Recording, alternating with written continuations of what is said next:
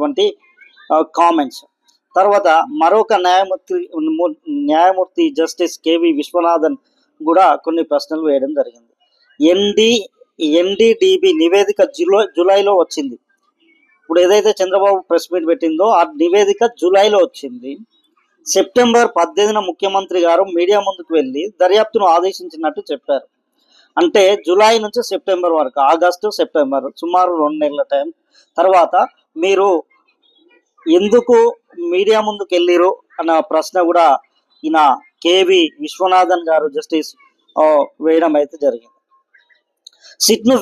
సిట్ను ఏర్పాటు చేశారంటే ఏంది, సిట్ ఏర్పాటు చేశారంటే ఏంది, దాంట్లో డౌట్ ఉంది. ఒకవేళ దాంట్లో నిజంగా కల్తీ జరిగిందా లేదా అని వీళ్ళు ఒక కమిటీని వేసారు. వాళ్ళ కమిటీ రిపోర్ట్ రాకముందే చంద్రబాబు నాయుడు గారు జగన్ని దోషిగా చెప్పాలి, జగన్ను